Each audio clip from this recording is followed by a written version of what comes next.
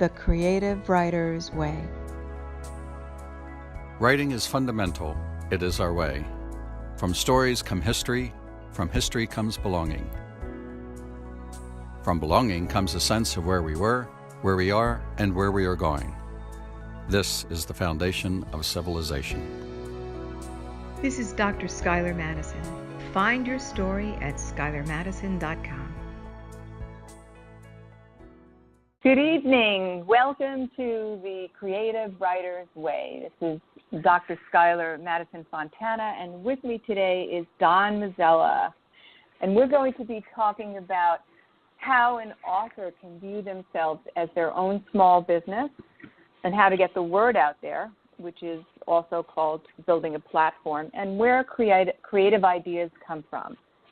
So welcome, Don. How are you? How are you doing today? Well, great to be here. Great. Honored and pleasure to be on your program. Thank you. I look forward to talking about it and to helping. For the last 20 years, Good. What I've been doing is helping small businesses grow, so this is right in my alley. Great. Can you tell us a little about your background and how you got into that, and what does that involve, helping small businesses grow? Okay. Well, I like to think of myself as a journalist first. As a copy boy, as a college student, I needed a job to finance my education, and I was lucky enough to get one as a copy boy at NBC News. And 3 weeks Wow. after I started, I knew what I wanted to do the rest of my life. And indeed, with a couple of detours, that's what I've done. I've been a reporter, editor. I've been a publisher. I say I've done every job in publishing, from copy boy up to publisher and then down again. And for the last 20 years, I've been, now actually 23 years, I've been working in the small business space. Ironically, for the first 3 years, I worked for Essence Magazine. They had a publication that they had bought called Income Opportunities, and they hired me as publisher and editor to improve it. And we were lucky enough, the crew and I, of winning the award as the best, the National Press Club Award, the best consumer magazine. And when Essence sold the magazine, I started out with Small Business Digest, which is now in its 19th year. And what we do is we help small businesses grow profits in many different ways.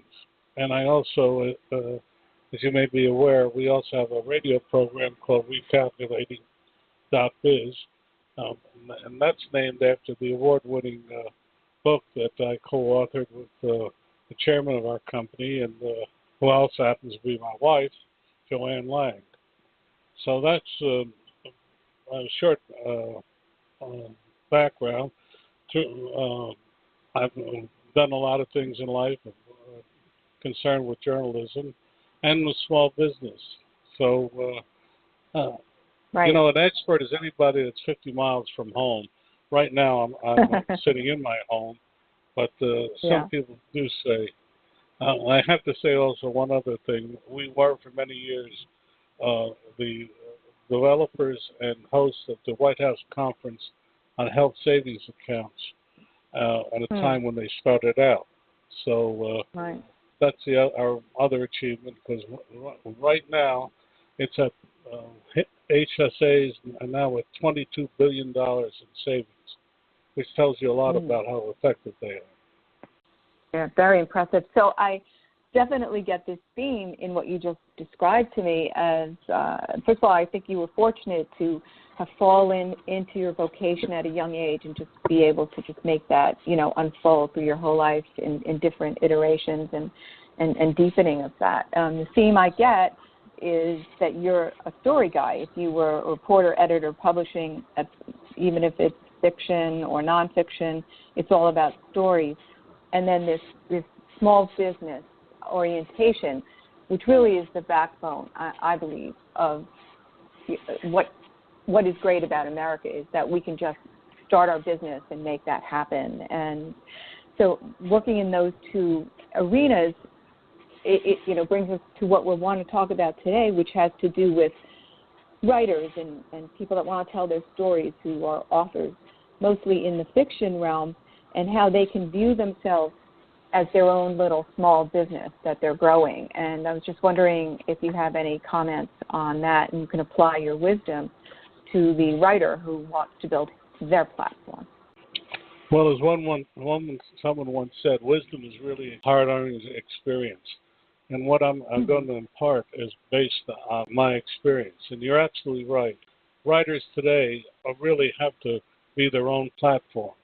The world has changed considerably from when I first started. In 1965, when I got out of college, the big publishing houses, they were the ones that decided if a book was going to be a big success, unless it was something extraordinary. But in today's world, I think the figure, and please don't hold me to it, is there are 17,000 books published every month. I believe that's the figure. And the average book in America today sells 280 copies. Now, 140 of them go to your family and friends.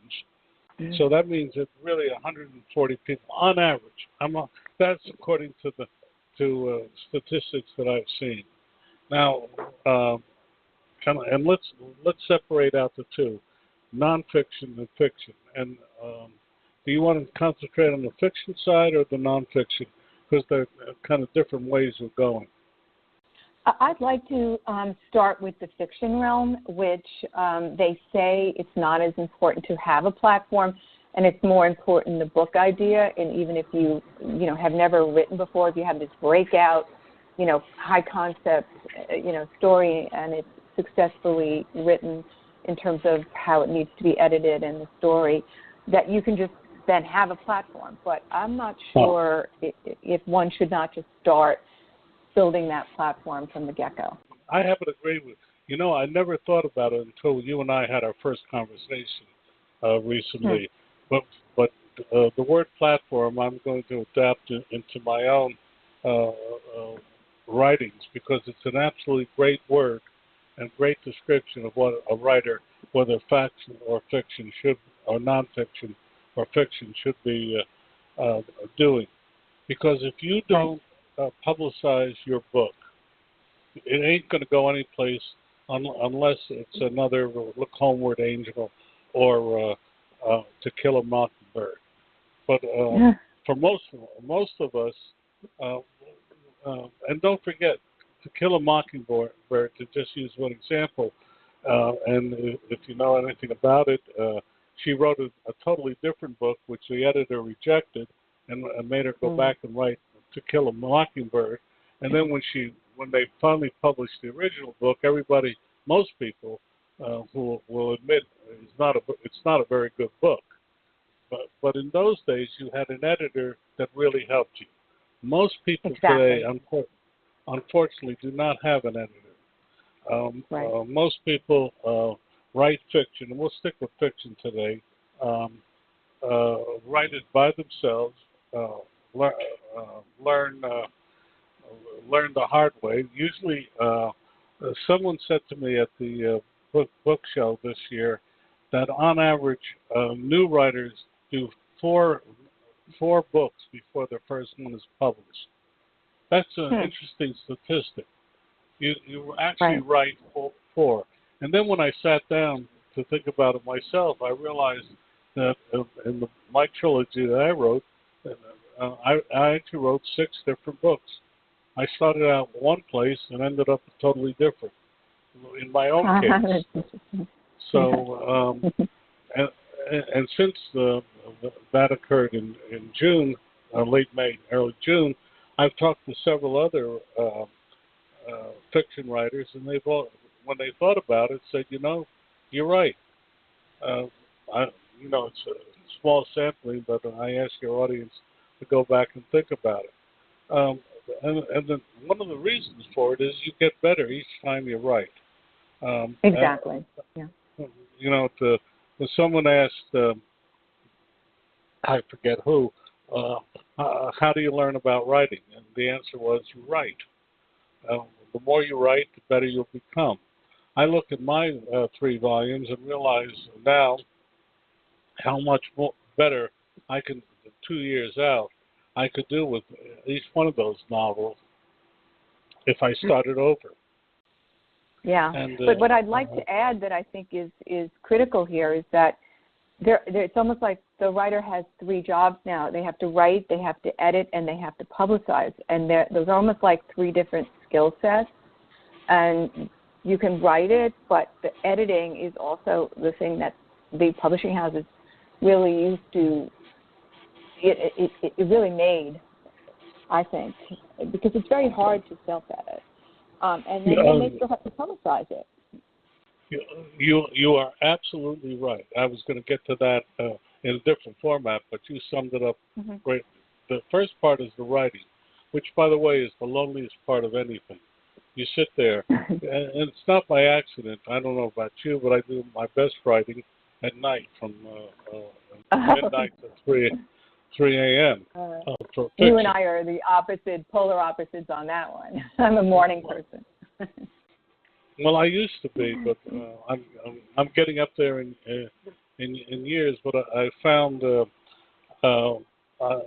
right now for fiction, my best is midnight. But ironically, if I'm writing a press release or a story for the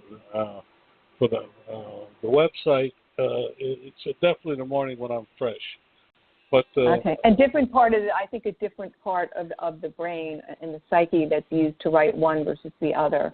One is perhaps more intuitive and emotional, and the other is more factual and just a different way of thinking, and that maybe account for why different times of the day resonate for you in wearing the different hats. I hadn't thought about it that way, but you're right.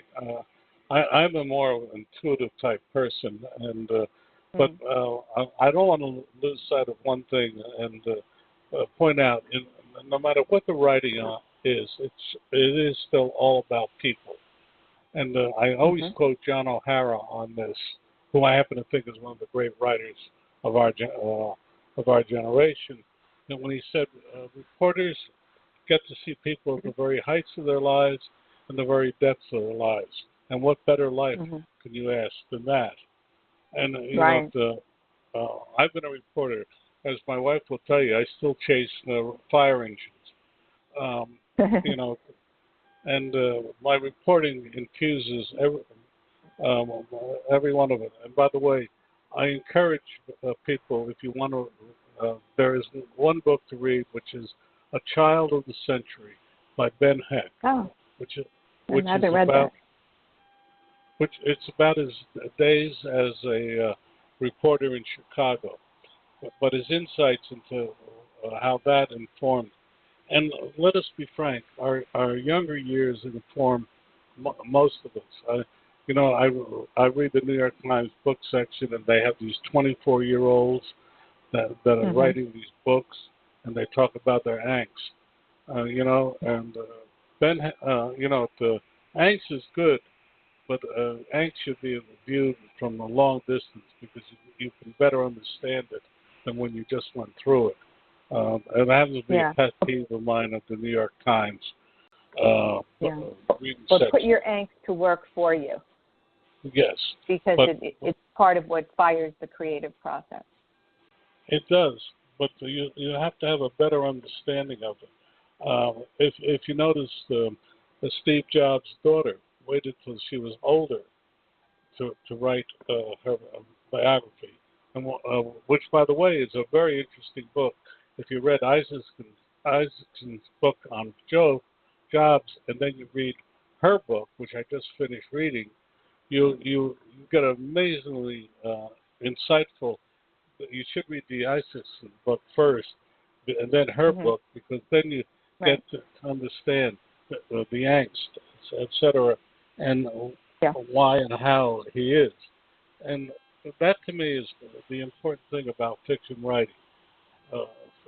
What is it Hemingway said? That you must a writer, the role is to help people better understand themselves and the people around them. And you just hit the nail on the head. Yep. That's it. That's what I think fiction is about. If you look at the great fiction that has survived over time, you'll see what great insights they provide into people, and to me that's the important. Being the editor and then the one who can also build the platform, and to me they are three different aspects of knowledge that one has to have, and also a capacity to do that. So it's almost like a writer is a writer but not necessarily able to publicize themselves, build a platform. An editor probably can't write fiction, so it's like you have to wear three hats today.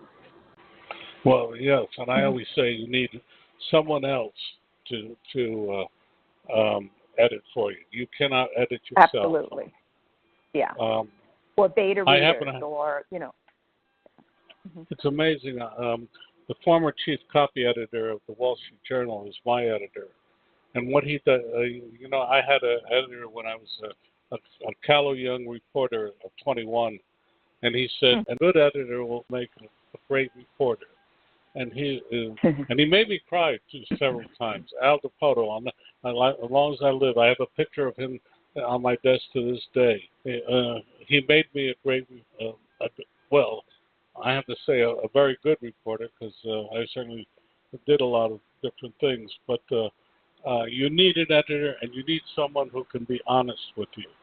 That's the other side of it. And I can't.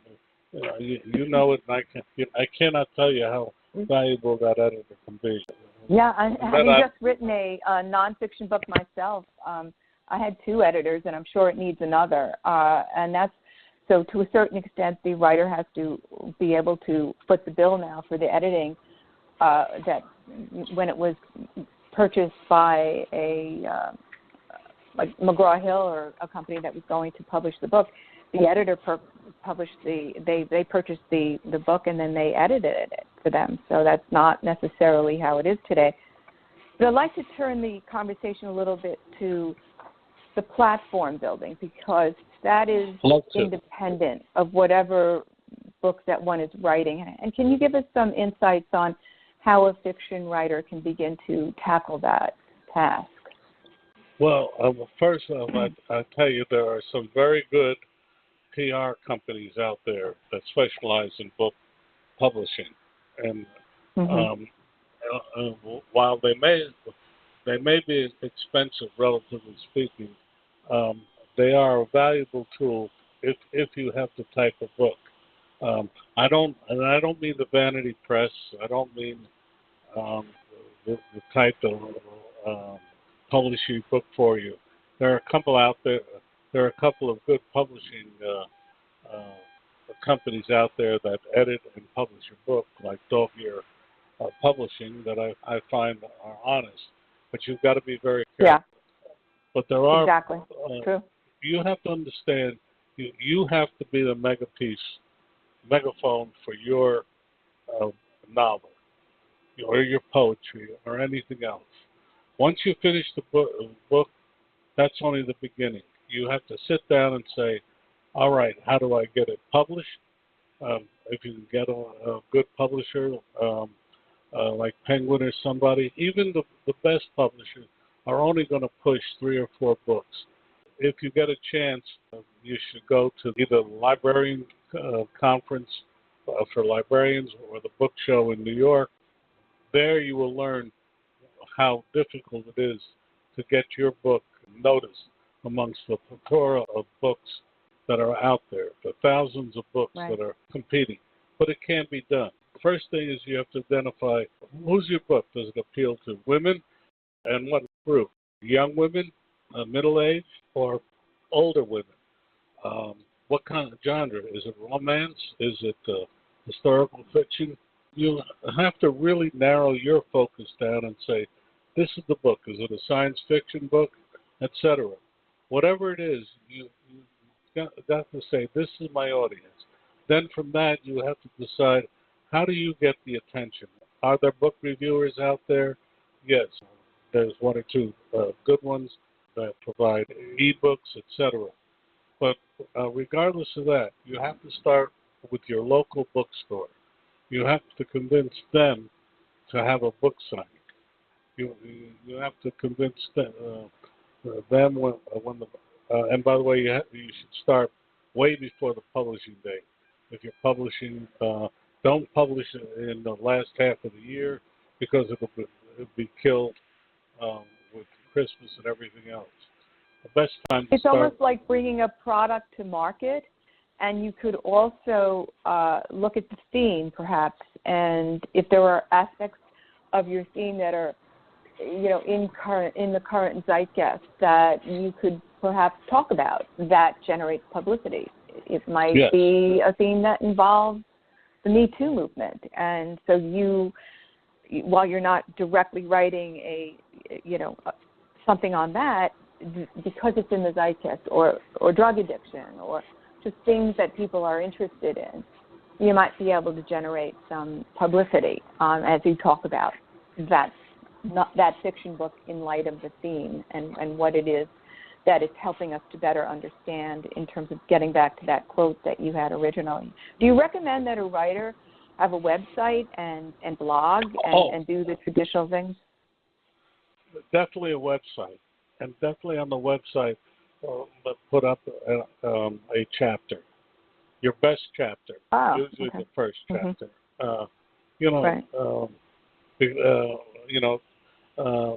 That's the best way. I have one on Mazzella.com where I have the 3 or 4 books. Should you blog? Yes, but to me, you should be devoting your energy to going to getting book signings, to getting influencers to read your book. There are people out there that read fiction. If you're doing romance, which, by the way, is still the number one category I think the easiest one is fiction to break into because it's the widest audience.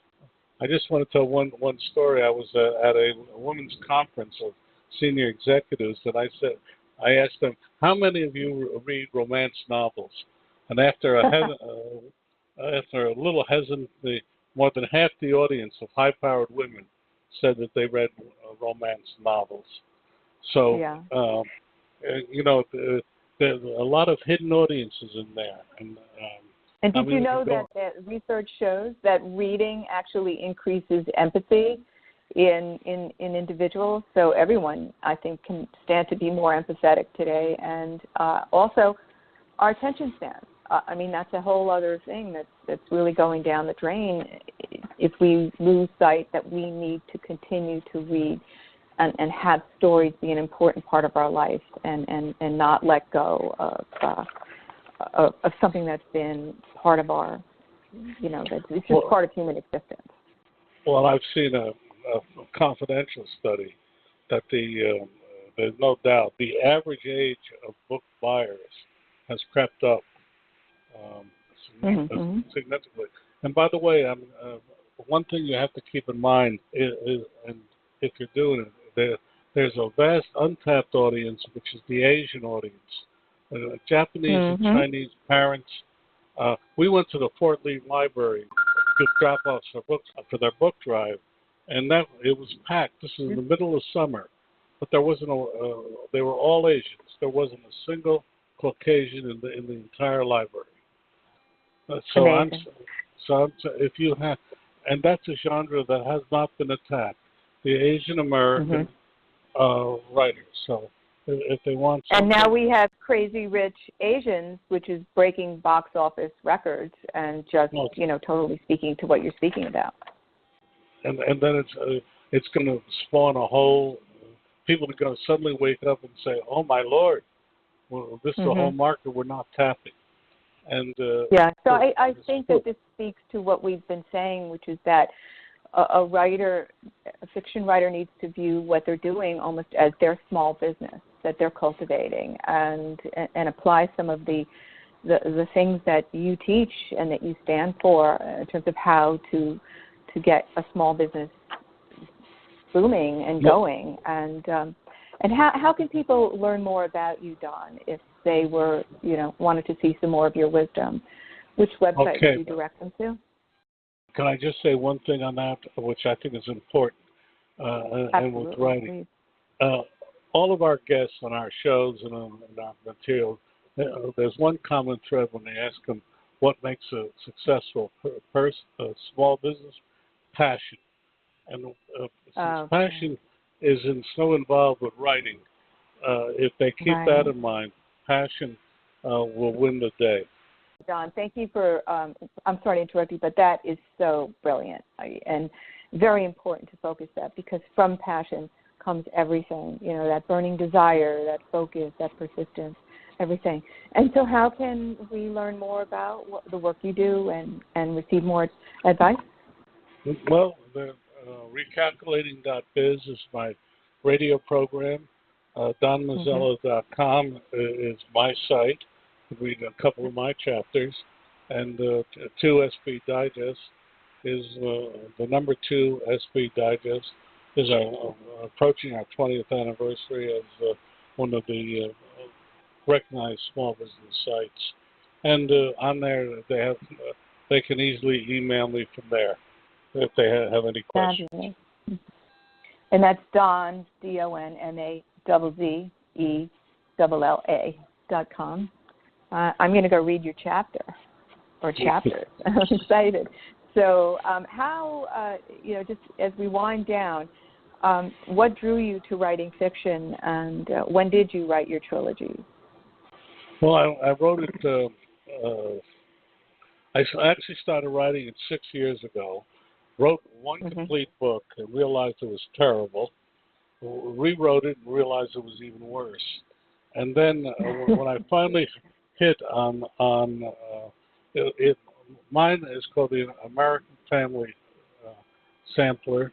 It's a 3-volume set that deals with two families, one white, one black, through the American centuries. And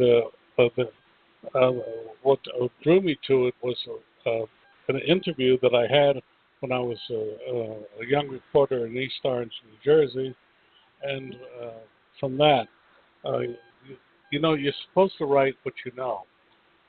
But since I obviously didn't live in most of that, I had to draw on what people had told me and read, etc. And so I brought together the stories of individuals and put them all together into it. And what drew me to it was the fact that in America you can make it. It requires hard work, passion, and some luck. Wow. So that's your theme, and that's the very encouraging theme. And yes, we write what we know, but we also write what we care about. And that's certainly, I can see that quote-unquote passion in that too. And I think it's interesting that many writers have said that they get ideas from articles that they read in the newspaper. And just something intriguing, just is reported, and the next thing you know, their imagination starts what-ifing it, and they have a story idea. And that was certainly the case with In Cold Blood, with Truman Capote, based on something apparently that was true. So, it's a real-life story. Yes. So we can find our story ideas, which is a whole other subject that perhaps we'll do another segment on how we find ideas. And just any closing remarks in terms of wisdom that you'd like to leave us with. The advice that was given me, the way to learn to write is to write. And if people want to talk further or find out more, my email is on all of those sites. And you can email me and I'll talk. Like I say, I have a motto: have mouth, will travel, and just I love writing. I love reporting. Every time I've left reporting, I ended up because there's nothing better. And after all, is in fiction writing, reporting. and isn't all writing reporting. So that's how I look at it. Excellent. Okay. Thank you so much, Don Mazzella, for once again taking the time to share your advice for writers and also how we need to cultivate other hats, so to speak, and how the changing marketplace is affecting how we need to write. But at the end of the day, it really comes down to what you mentioned. This is about sharing our passion, and that's really above all that matters. So thank you again, and look forward to all your ventures and staying in touch with you. This is The Creative Writer's Way, and Dr. Skyler Fontana and Don Mazzella signing off. The Creative Writer's Way. To touch the reader inside is to tap into where we live. It is common to us all. It is unique to us all. Finding that path is the hero's journey. The journey begins with you. This is Dr. Skyler Madison. Find your story at skylermadison.com.